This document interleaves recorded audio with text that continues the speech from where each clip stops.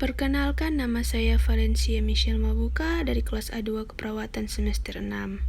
Pada saat ini saya akan membuat tugas UTS laporan pendahuluan asfiksia. Apa itu asfiksia? Asfiksia adalah keadaan bayi di mana bayi tidak dapat bernafas secara spontan dan teratur segera setelah lahir. Keadaan ini disertai dengan hipoksia, hiperkapnia, dan berakhir dengan asidosis.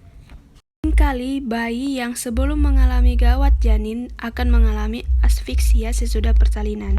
Masalah ini mungkin berkaitan dengan keadaan ibu, tali pusat, atau masalah pada bayi selama atau sesudah persalinan. Asfiksia ringan, nilai APGAR skor kurang dari 10.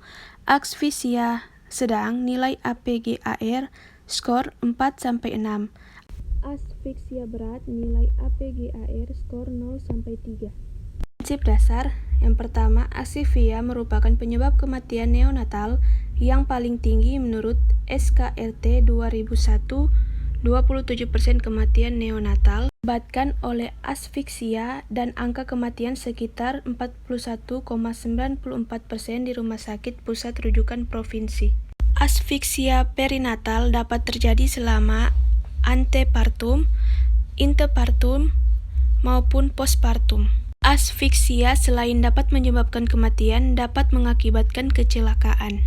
Langkah promotif preventif. Sebetulnya asfiksia dapat dicegah, maka sebaiknya dilakukan tindakan pencegahan sebagai berikut. Pertama, pemeriksaan selama kehamilan secara teratur yang berkualitas. Kedua, meningkatkan status nutrisi ibu. Ketiga, manajemen persalinan yang baik dan benar.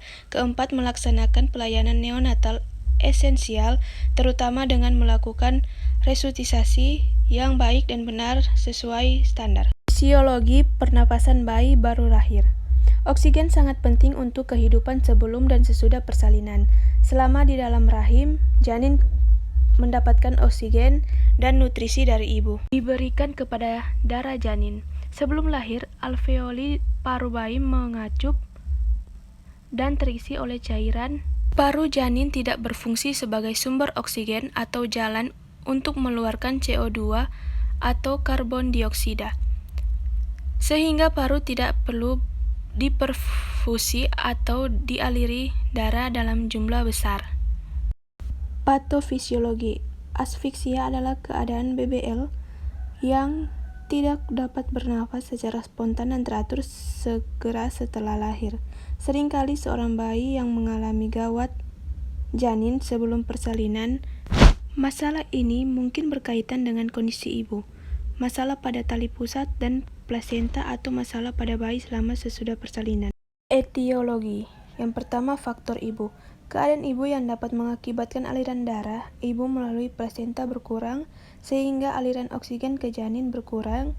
Akibatnya akan mengakibatkan gawat janin dan akan berlanjut sebagai asfiksia BBL, antara lain hipoksia ibu dan gangguan aliran darah uterus, preeklamsi dan eklamsia, perdarahan antepartum, partus lama, demam selama kehamilan, infeksi berat, atau malaria, sifilis, dan TBC.